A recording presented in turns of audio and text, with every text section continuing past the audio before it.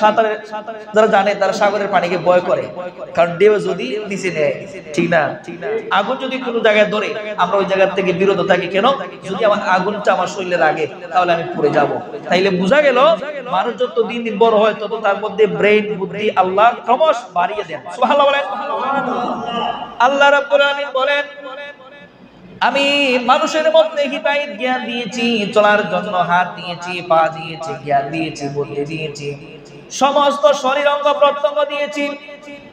এই মানুষের মধ্যে আল্লাহ পাক রব্বুল আলামিন দুঃখ করে বলেন, ওয়া ইযা না'আমনা 'আলাল ইনসানি আ'রাদা ওয়া না'a বিজানিবি ওয়া ইযা মাসসাহুশ শাররু কানা ইয়াউসা। আল্লাহ রাব্বুল আলামিন বলেন, মানুষ এত নিমক হারাম, মানুষ এত নির্বোধ। মানুষ কিরকম নির্বোধ? আল্লাহ রাব্বুল আলামিন সূরা ইনফিতারের মধ্যে বলেন, ইয়া আইয়ুহাল ইনসানু মা গাররাকা বিরাব্বিকাল কারীম। আল্লাহ বলে, হ্যাঁ দুনিয়ার মানুষ, তোমাদেরকে আমি দুনিয়াতে চলাফেরা করার জন্য, কথাবার্তা বলার জন্য জবান দিয়েছি, দেখার জন্য চোখের দৃষ্টি দিয়েছি, শোনার জন্য কান দিয়েছি, কাজ করার জন্য হাত দিয়েছি, হাঁটাচলা করার জন্য, ঘুরে বেড়াইবার জন্য পা দিয়েছি, শরীরের মধ্যে শক্তি দিয়েছি কাজে লাগানোর জন্য। তারপর তোমরা আমি আল্লাহকে কেমনে ভুইলা গেলা? সুবহানাল্লাহ বলেন। আল্লাহ আফসোস করে বলতেছেন, মা গাররাকা বিরাব্বিকাল কারীম, কেমনে তোমরা আমি আল্লাহকে ভুইলা গেলা? এখন আমরা প্রশ্ন যদি করি, আল্লাহ কিভাবে বললাম? এভাবে নয়। দেখুন আল্লাহ বলেছেন, আমি যা তেলাওয়াত করেছি, আল্লাহ বলেছেন মানুষ যে সময় অস্তিত্বহীন হারা হয়ে যায়, যে সময় দেখেন কোন মানুষ যে সময় অভাবের মধ্যে থাকে, ওই সময় আল্লাহকে বেশি চিনে। কথা বল ঠিক না? যে সময় বিপদের মধ্যে বেশি থাকে ওই সময় আল্লাহকে চিনে। যেই সময় বিপদটা কেটে যায়, বিপদ থেকে যখন আমার আল্লাহ উদ্ধার করে দেন, ওই সময় আর আল্লাহরে চিনে না। আছে না নাই? সেই জন্য আল্লাহ বলেন, ওয়াইজা আনআমনা আলাল ইনসানি আ'রাদা ওয়া নাবিজানিবি, মানুষের মধ্যে যখন আমি কল্যাণ দেই, আমি আল্লাহ যে সময় মানুষের প্রতি করুণা করি, মায়া দেখাই। মায়া দেখাই কিভাবে দেখাই? মানুষের মধ্যে আমার আল্লাহ সম্পদ দেয়, টাকা দেয়, পয়সা দেয়, তার জনগোষ্ঠীকে বড় করে দেয়। এক কথায় তার সব দিকে আমার আল্লাহ রাব্বুল আলামিন বরত্ব দিয়ে দেয়। যে সময় মানুষ বরত্ব পায়, আল্লাহ যে করুণা করে দিলেন, দয়া করে দিলেন, ওইটা তার মনে আর স্মরণ হয় না যে আমাকে আল্লাহ দিয়েছেন, আল্লাহর রাস্তায় ব্যয় করতে হবে, আল্লাহকে ভয় করে খরচ করতে হবে, নিজের চেষ্টাটা নিজে করে আমি আখিরাতকে বেছে নিতে হবে, দুনিয়ার মায়ামোহ থেকে আমাকে বেঁচে থাকতে হবে। এই কথাটা মানুষ যখন ভুলে যায়, তখন আমার আল্লাহ বলেন, ওয়াইজা আনআমনা আলাল ইনসানি আ'রাদা ওয়া না'a বিজানিবি, এই মানুষগুলোকে আমি আল্লাহ করুণার মাধ্যমে করুণা দিয়েছি, তাদেরকে আমি আল্লাহ রাব্বুল আলামিন ধনী বানিয়েছি। এই দৌলত পাইয়া আমি আল্লাহকে ভুলে গেছে। আসেনি না নাই? আবার যে সময় ওই সমস্ত মানুষগুলা ধন সম্পদ টাকা সত্ত্বেও কোনো কাজে আসে না। আসেনি না নাই? কথা হই না? আসেনি? আল্লাহ রাব্বুল আলামিন আমাদেরকে সূরা আর রহমানে 32-33 বারের উপরে আমার আল্লাহ বলেছেন কোন নিয়ামতটা অস্বীকার করবেন। আসলে তো কোন নিয়ামত অস্বীকার করার কোন ক্ষমতা আমাদের জোরে বলেন আসেনি? নাই। কিভাবে নাই? দেখেন আল্লাহ বলতেছেন, বান্দারে তোমার টাকা আছে, পয়সা আছে, তোমার ছেলে 2টা আমেরিকা, 2টা লন্ডনে আছে, কিন্তু বান্দা হঠাৎ করে তোমার রাত্রে কি যেন হইল, তোমার বাথরুম হয় না, কি যেন হইল, তোমার প্রস্রাব হয় না, কি যেন হইল, তোমার জবানটা বন্ধ হয়ে গেছে। এই লক্ষ লক্ষ টাকা আমেরিকার আর লন্ডনে টাকা সত্ত্বেও তোমার এই বাথরুমটা তোমাকে কেউ করাইতে পারলো না, কেউ প্রস্রাবটা তোমাকে করাইতে পারলো না, তোমার এই ব্রেইনটাকে কেউ ঠিক করে দিতে পারলো না, তোমার হার্টের মধ্যে ব্লক হয়েছে তা কেউ শুনাইতে পারলো না। বান্দা বুঝোনি আমি আল্লাহ রাব্বুল আলামিন যে সময় বিপদে পালাই, আল্লাহ রাব্বুল আলামিন বলেন যখন আমি আল্লাহ রাব্বুল আলামিন করুণা দিই, যখন তারা করুণা পাই আমি আল্লাহকে ভুলে যায়। আবার যখন বিপদ দেই, যখন বিপদ পাই আবার হতাশা বোধ করে, আমার বুঝে কেউ নাই। আসেনি না নাই? আসেনি? এই নির্মুক্তের জন্য আমার আল্লাহ বলেন, আবার নবীকে জানাই দিয়েছেন, নবী আপনি বলে দেন, কুল কুল্লু ইয়ামালু আলা শাকিলাতিহি ফারাব্বুকুম বিমা আ'লামু বিমান হুয়া আহদা সাবিলা। সুবহানাল্লাহ বলেন।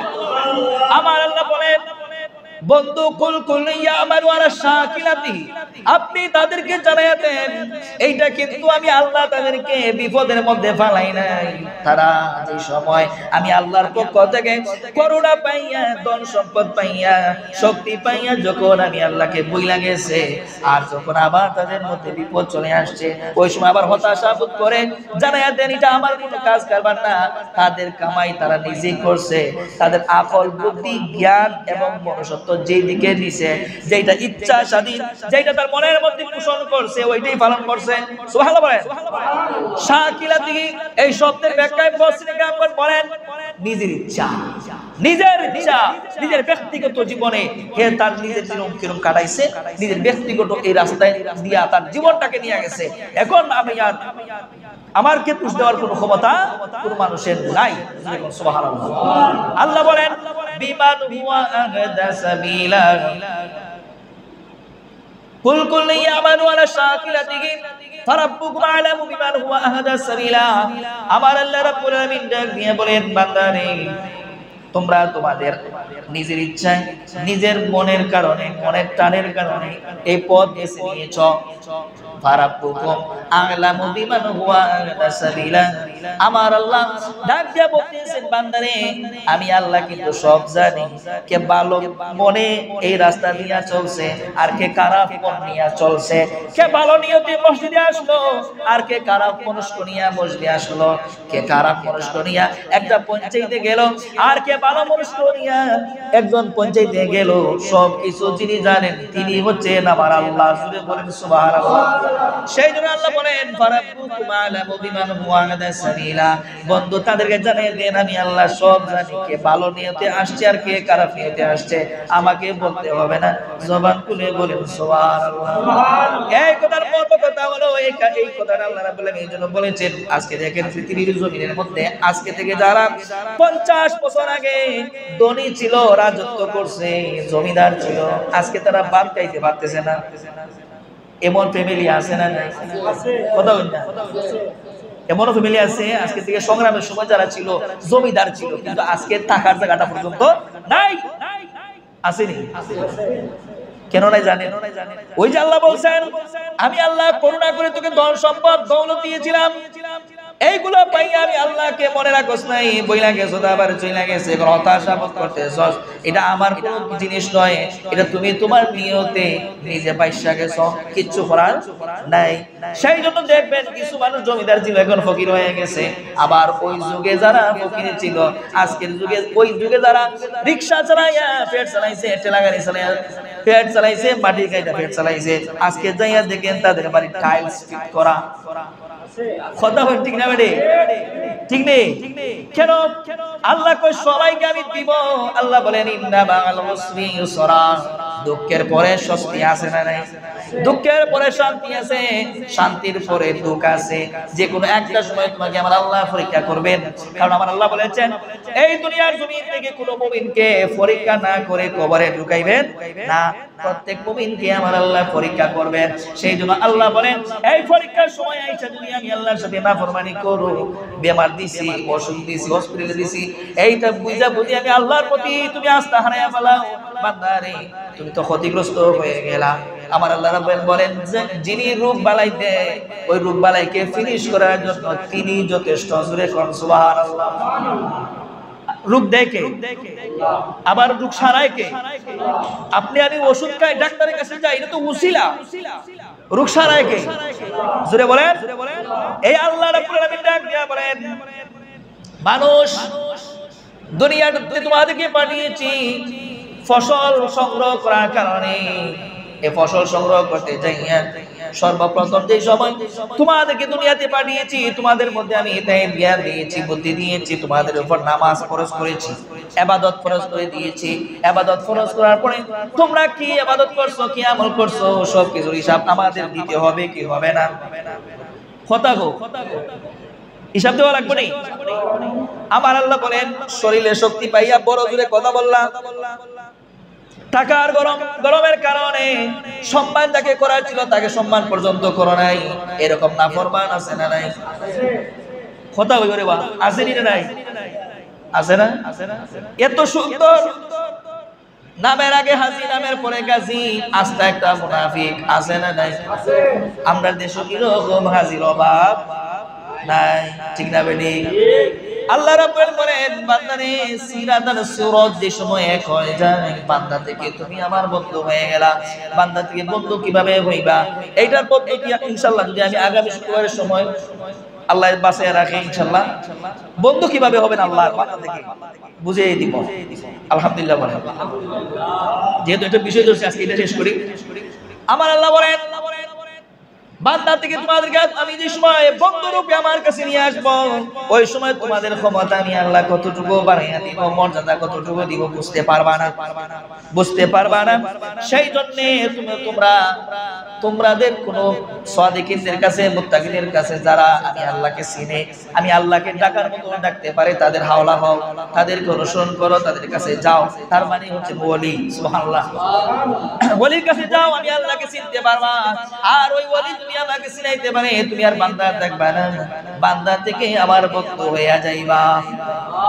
এটা আগামী শুক্রবার ইনশাআল্লাহ আমরা আলোচনা করব। এবার আসলে আল্লাহ বলেন এই দুনিয়ার জমিনে আপনি চলবেন কিভাবে, নিজেকে একেবারে সাদা সিধে মনে করে চলতে হবে। কারণ হলো এই দুনিয়াতে কেউ আমরা টাকার জন্য আসি নাই, সবাইকে একদিন চলে যেতে হবে, কি হবে না? বাবার আগে ছেলে গেছে, ছেলের আগে বাবা গেছে, আবার দাদার আগে নাতিও চলে গেছে, আছে না নাই? আসেনি? যাও আসার যাওয়ার একটা সিরিয়াল লাগে, কিন্তু এটা এমন একটা নিয়ম আছে, আসার সিরিয়াল আছে, যাওয়ার কোনো সিরিয়ালের দরকার হয় না, ঠিক না বেটি? যাওয়ার কোনো সিরিয়াল লাগে? ফোয়ার আগে বাপ যায় কি, বাপের আগে ফোয়া যায় কি? কিন্তু আসার একটা সিরিয়াল আছে, যে দাদা যদি তাকে বাবা হবে, বাবা যদি আসে তাহলে আমি আসি, ঠিক না? আমার আব্বা, আমার একটা বিশ্বাস আছে না যে আমি যে আমার আব্বার ঘরে হইছি, আমার আব্বা তো দাদার ঘরে, এটা সিরিয়াল আছে। যাওয়ার সময় সিরিয়াল নাই। দাদা আগে আমার আগে কবরে যাবেন নাকি আমি দাদার আগে কবরে যাব, এটা কেউ বলতে পারবে না। সেই জন্য ওই কবরে যাওয়ার আগে আগে কবরে যাওয়ার প্রস্তুতি নেওয়ার দরকার আছে না নাই?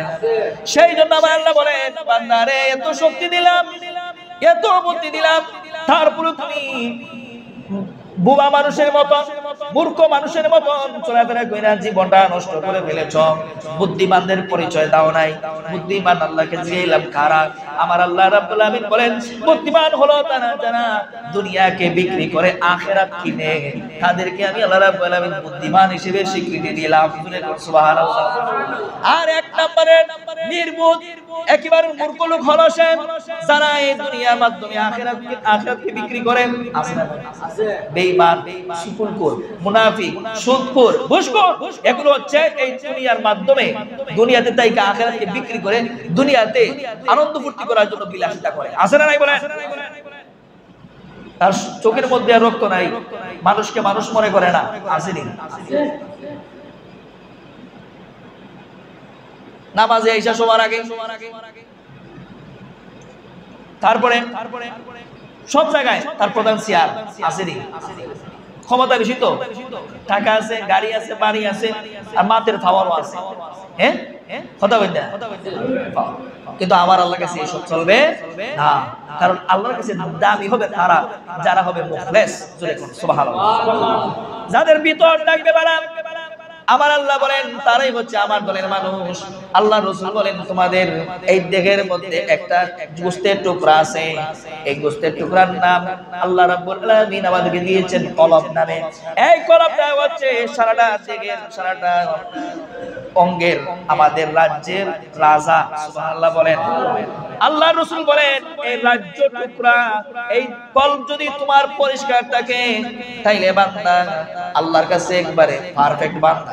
আর যদি কলবটা যদি ময়লা হয়ে যায়, বান্দা যে সময় গুনাহ করে ওই সময় কলবের মধ্যে একটা দাগ পড়ে যায়, যদি সাথে সাথে তাওবা করে আবার মুছে যায়। আর যদি তাওবা না করে গুনাহর মধ্যে গেছে, যে খারাপ কাজের মধ্যে গেছে, খারাপ কাজের মধ্যে গেলে শয়তান এমনি মজা দেয়, ঠিক কিনা বলেন? শয়তান যে সময় তাকে পরাক্রমশীল করে তার দিকে অগ্রসর করতে করতে সময় নিয়ে যায়, যে সময় আল্লাহর কথা ভুলে যায়, তাওবার কথা ভুলে যায়, ওই সময় ওই কলবটা ঠিক হতে পারে না। আর যে সময় এই কলবটা ঠিক হয় না, তখন বান্দা আল্লাহ থেকে দূরে চলে যায়। আমার আল্লাহ রাব্বুল আলামিন সেই জন্য আফসোস করেন, বান্দারে বিপদে পড়লি, গুনাহ করলি, বিপদের সময় আমি আল্লাহকে চিনলি না, আমি আল্লাহ রাব্বুল আলামিনকে ডাকতে পারলি না, দূরে সরে আসতে পারলে না, তোকে আমি কি দেই নাই, কি খাওয়াই নাই, কি দেই নাই। সুবহানাল্লাহ বলেন। মানে এটা আফসোস করতেছেন আল্লাহ, এটা আফসোস করে বলতেছে তোকে কি দিলাম। আর শয়তানের এই সামান্য একটু সময়ের জন্য, মজার জন্য তুই আল্লাহকে ভুলে গেলি, এটা হয় না, ঠিক না বেটি? আপনার মধ্যে তো হতো বন্ধু বান্ধব বেঈমানি করে, ঠিক না বেটি? হ্যাঁ, সুখের সময় সবাই আছে, কিন্তু দুঃখের সময় বন্ধুরে পাওয়া যায় না, আসেনি? কথা হয় না, আসে না? আসেনি? আল্লাহ বলেন, বান্দারে সব কিছু দিলাম, তারপরেও কলবটা ঠিক করতে পারলে না, গুনাহ থেকে বাইচা থাকতে পারলে না। আমার আল্লাহ বলেন, যখন তোমরা এই দুনিয়ার জমিন ত্যাগ করে যে সময় আখিরাতের পথ পাড়ি দিবা, আমরা একদিন সবাই মরতে হবে, এটা জানেননি? সবাই একদিন মরে যাব।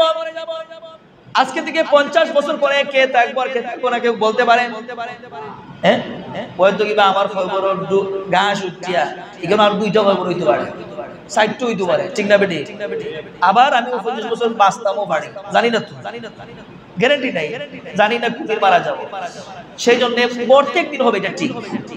50 বছর পরে হোক আর আগে যদি মানুষ লম্বা হায়াত পাইছে, হ্যাঁ 3000-4000 বছর হায়াত পাইছে, এরা 4000 বছর তো মরছে, তো মরতে হবে, এটা বাস্তব, ঠিক কিনা? এবার আসুন আল্লাহর হাবিব বলেন,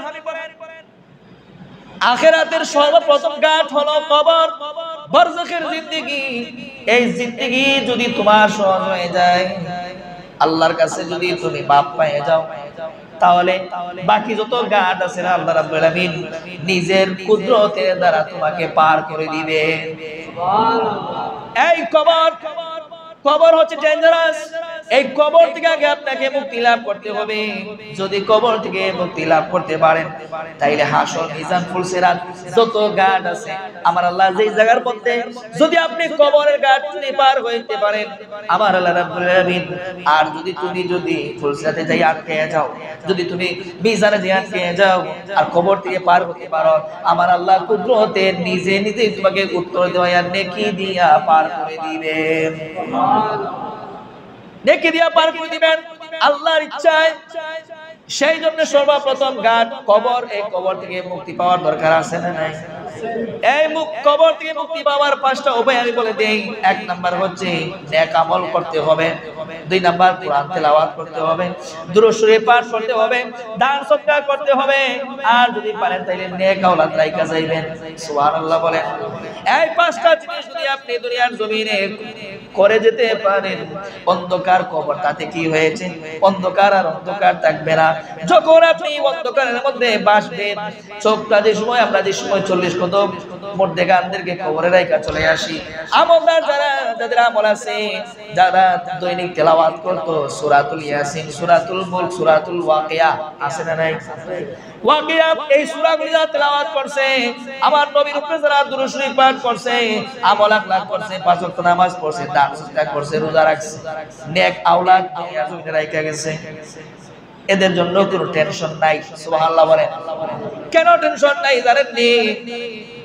কবরের মধ্যে রাখার পরে আমি আপনি যে সময় চলে আসি 40 কদম, ওই সময় বান্দার মধ্যে আবার আল্লাহ রাব্বুল আলামিন একজন ফেরেশতার মাধ্যমে তার রূহটা দিয়ে দেন।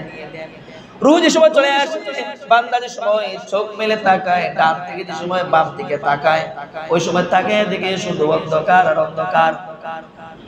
অন্ধকার দিকে হতাশা বোধ করবেন, ভয় পাইয়ে যাবেন। ওই সময় হঠাৎ করে কবরের এক কোণার মধ্যে বিদ্যুৎ নাই, কারেন্ট নাই, সৌরবিদ্যুৎ নাই, কোনো লাইট নাই, এমনিতেই একটা বাতি জ্বলে উঠবে। ওই সময় বান্দা ডাক দিয়া বলবে, এই কবরের মধ্যে এমন একটা কবর, উপরে মাটি, নিচে মাটি, ডাইনে মাটি, বামে মাটি, পায়ের দিকে মাটি, মাথার দিকে মাটি, মাটি আর মাটি। এই মাটির ঘরের মধ্যে বাতি কোথা থেকে আসলো? তুমি কে? ওই সময় ওই বাতি উত্তর দেয়, ও আল্লাহর বান্দা, তুমি আমাকে চিনো নাই, আমি হলাম এই বাতি, তোমাকে আলো দেওয়ার জন্য আসছি, যেন তুমি ভয় না পাও। তুমি কে? তোমার পরিচয়টা দাও। আমি হলাম দুনিয়ায় থাকা তোমার সেই কোরআন তেলাওয়াত। কোরআন তেলাওয়াত আজকে আসছি, তুমি আদর করে থাকবা আর আমি বসে থাকবো, এটা হতে পারে না। আমি যতক্ষণ পর্যন্ত তোমাকে আল্লাহর জান্নাতে না পৌঁছাইছি, তোমার পিছন ছাড়বো না। সুবহানাল্লাহ। কোরআনের পাওয়ার আছে না নাই? তারপরে যে সময় আপনি কবর থেকে বাঁচলেন, কবর থেকে ওই সমস্ত মানুষরা বাঁচতে পারবে না যারা নেক আমলের কারণে বাঁচতে পারবে, নেক আওলাদের কারণে বাঁচতে পারবে, দুরূদ শরীফের মাধ্যমে বাঁচতে পারবে, কোরআন তেলাওয়াতের মাধ্যমে বাঁচতে পারবে, রোজার মাধ্যমে বাঁচতে পারবে। যে সময় এই মানুষগুলা বাঁচবে, আর যারা বাঁচবে না, সুযোগ তারা পাবে না। যারা চুগলখড়ি করছে, মুনাফিকি যারা করছে, কুটনামি যারা করছে, ঘুষ যারা খাইছে, সুদ যারা খাইছে, এদের মতন মানুষ এই কবরের আযাব থেকে রেহাই পাবে না। তাইলে বলুন তো, কবরে যদি মাপ না পায়, আরো যে গান আছে ওইগুলা কি মাপ পাওয়ার কোনো সম্ভাবনা আছে? আসেনি? নাই। কারণ প্রথম গাড়ি তোমার হিসাব নিকাশ খুব বেশি, তাইলে ওই গাড়ি যাইবা কোন সময়? ঠিক না বেঠিক বলেন না? এবার যখন রাসূলকে জিজ্ঞাসা করা হলো, কবরের মধ্যে কিসের জন্য আযাব হবে, আমার রাসূল ডাক দিয়া বলেছেন, ও সাহাবায়ে কেরাম শোনো, কবরের মধ্যে দুইটা কারণে বেশি আযাব হবে। সাহাবায়ে কেরাম বলেন, ইয়া রাসূলুল্লাহ, ইয়া হাবিবাল্লাহ, দুইটা কোন দুইটা কারণে কবরের মধ্যে ম্যাক্সিমাম সময় আযাব হবে? আল্লাহ রাসূল বলেন, ইয়াস্তানজিউল আলাইহিল বাউলে ফাইন্নাহু আম্মাতু আযাবিল কবর। সুবহানাল্লাহ বলেন। এই সাহাবায়ে কেরামরা শুনো, কবরের মধ্যে ম্যাক্সিমাম সময় দুইটা কারণে সব সময় আযাব হবে। একটা হলো প্রস্রাব করে দিলাখুলুক ব্যবহার না করার কারণে, সঠিকভাবে পবিত্রতা অর্জন না করার কারণে, আর দুই নাম্বার হচ্ছে সুকুলখুরি করার কারণে। জবান খুলে বলেন নাউজুবিল্লাহ। আমরা দেশে এরকম আছে না নাই? আমরা দেশে অনেক যুবক ভাই প্রস্রাব করে জিন্সের প্যান্ট পিন্দা দাঁড়ায়া দাঁড়ায়া প্রস্রাব করে, আসে না? কথা বলেন, আসেনি? জিন্স প্যান্ট পয়রা দাঁড়ায়া দাঁড়ায়া পেশাব করে, পেশাব কিন্তু ক্লিয়ার ভাবে হয় না। দাঁড়ায়া প্রস্রাব করলে পুরুষদের জীবনে কোনোদিন ক্লিয়ার ভাবে প্রস্রাব হয় না, বিজ্ঞান দ্বারা প্রমাণিত। ঠিক না বেটি? প্রস্রাব ক্লিয়ার হয় না, তার মানে সেই দিন প্রস্রাব চোখ করে চলে গেল, পরে ফুটা ফুটা ফুটা হয়ে তার প্যান্ট ভিজতেছে, সে নাপাক, সে যেই দিকে যাচ্ছে সেই দিকে তাকে আল্লাহর জমিন, আল্লাহর সৃষ্টি সমস্ত কিছু তাকে লাভ দিচ্ছে। আরো অনেক শ্রেণীর ভাই আছে যারা ঘাটে লাইমা, নদীতে লাইমা, সাগরে লাইমা প্রস্রাব করে, আসে না নাই? পানিতে প্রস্রাব করা কবিরা গুনাহ, দুইটা ক্ষতি হয়। দুইটা ক্ষতি হয় পানির মধ্যে যদি আপনি প্রস্রাব করেন, দুইটা ক্ষতি হয়। একটা হইল কবিরা গুনাহ, একটা কি কবিরা গুনাহ। দুই নাম্বার হলো আপনার স্মৃতিশক্তিগুলো কমে যাবে। সেই জন্য প্রস্রাব পানির মধ্যে করা যাবে না। আল্লাহ রাসূল বলেন, ইয়াস্তানজিলু আল বাউরে ফাইন্নাহু আম্মাতু আযাবিল কবর। এই দুইটা জিনিসের কারণে কিন্তু কবরে ম্যাক্সিমাম সময় আযাব মানুষ ভোগ করবে। এবার যে সময় বললেন প্রস্রাব ঘাটের মধ্যে, পুকুরের মধ্যে, নদীর মধ্যে, মানুষ যেই জায়গার মধ্যে পানি ব্যবহার করে ওই জায়গার মধ্যে পানির মধ্যে প্রস্রাব করা কবিরা গুনাহ। এক নাম্বার। দুই নাম্বার ক্ষতি হলো আপনার স্মৃতিশক্তি কমে যাবে। স্মৃতিশক্তি বাড়ানোর জন্য আমল আছে, আবার কমানোর জন্য কিছু বদ আমল আছে না নাই? স্মৃতিশক্তি কমে যায় ওই সমস্ত মানুষদের যারা অপবিত্র থাকে বেশি সময়, যারা অপবিত্র থাকে বেশি সময়, তাদের জ্ঞান বুদ্ধি, হিতাহিত জ্ঞান কমে যায়, আর জ্ঞান বুদ্ধি তাদের বাড়ে।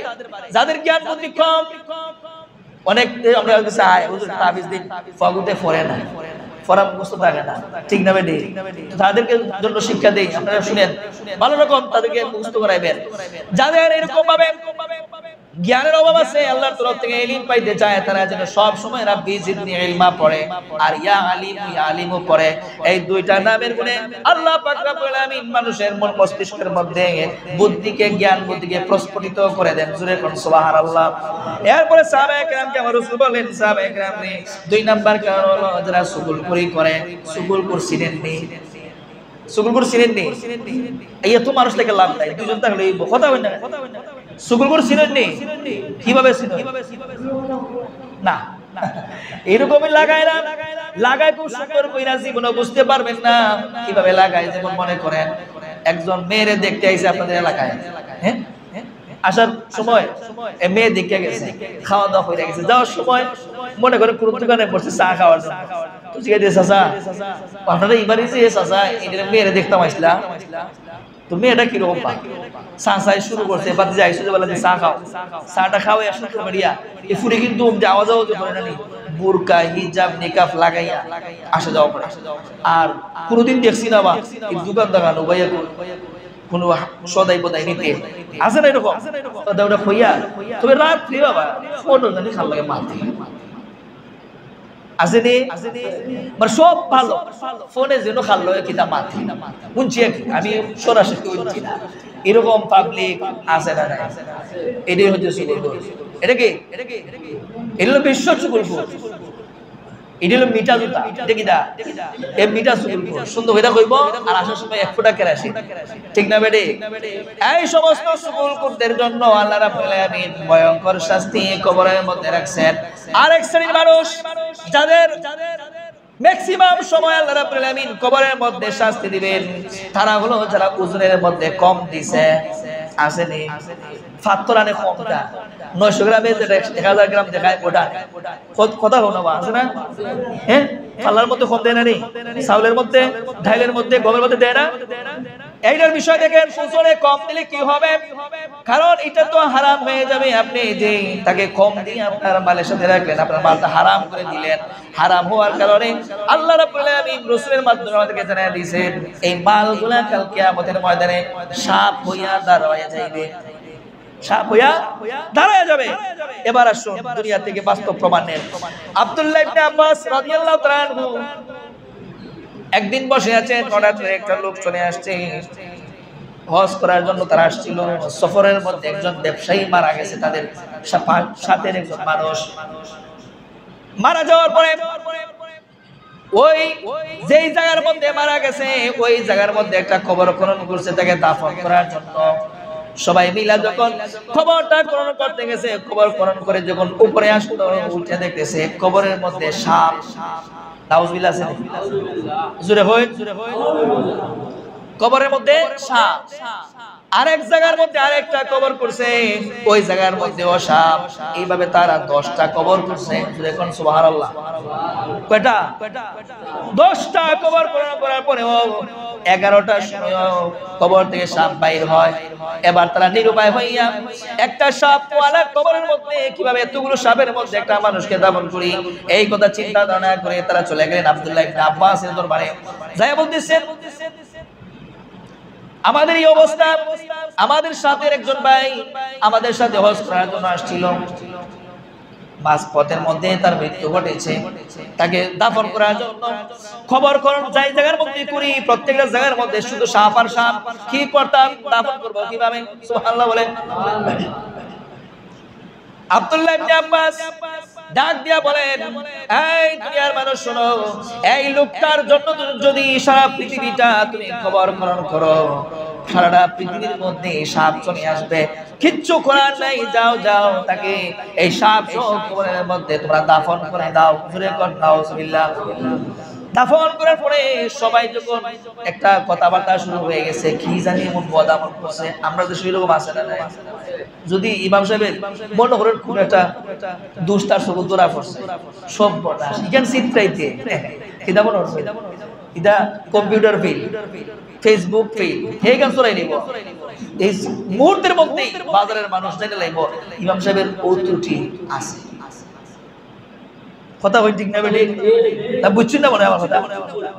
আবার এক ধরনের মানুষ আমরা উপরে দিব, তোমরা সেভ করে বা সাদা কাপড় যদি খালি লাগে বেশি দেখা, কথা হয় না, বুঝি না কথা তো কিতা হইতে নেই আপনার তো মানুষটা নামাজ পড়তো, রোজা রাখতো, আমল আকলাক করতো, কিন্তু মারা যাওয়ার সাপ আইছে, নিশ্চিত কোনো বড় ধরনের কোনো পাপ আছে, ঠিক না বেটে?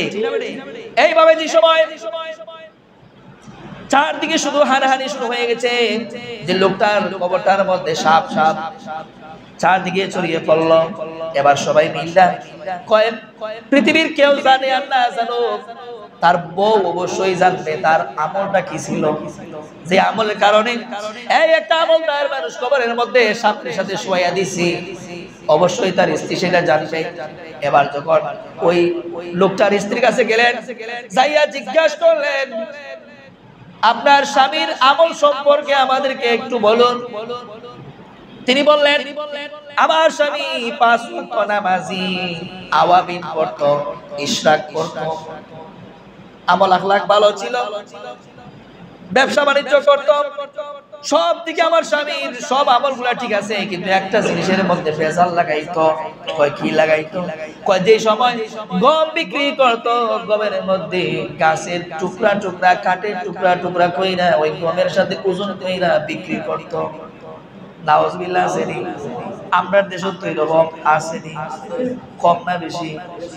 হ্যাঁ, আমি ওদিন দেখছি দেখি হইলাই বাজারে চাল নিচে দেশার জন্য যাওয়ার সময় ফানি জিটাই, আমি জিগেলাম আর জিজ্ঞেসি ফানির চাউলের মধ্যে কোনো সমস্যা না, দেখো এই বালা চাউলের মধ্যে ফানি দিলে তো বুঝছো না, পেশা ফানি দিলে বুঝতে পারবো। নাউজুবিল্লাহ, কত বড় বাটপা আছে না নাই? আপনার যেরকম কথা বুঝা যায় আপনার এলাকা দিতে নাই, আছে নি মিয়া? বেশি আছে, বাজার দ্বারা কেন বুঝো না, ঠিক না বেটে? অত সাহকারী কথা নাই, ওটা করে আর না করে দুধ যারা বেছে পানি তো বিষয় তাইলে সার কোনো না।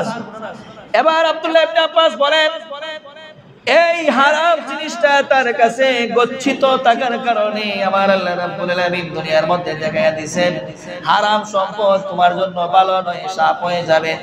সেই জন্য কবরের মধ্যে যেই জায়গার মধ্যে কবর খনন করছে ওই জায়গার মধ্যে সাপ দাঁড়িয়ে গেছে, ওই সাপের সাথে ওই মানুষটাকে দাফন করা হয়েছে। জবান খুলে বলেন নাউজুবিল্লাহ। আসেনি আপনার দেশ তো কত বাটফা? সেই জন্য আল্লাহ বলেন বান্দারে আমি তোরে দুনিয়ার জমিনে সাইরা দিয়েছি, আবার টান দিব, ঠিক না বেটি? এটা তো অর্থই দুই, আল্লাহ তো বুঝাইতেছেন আমরা এমনি এমনি আমরা বুঝি না।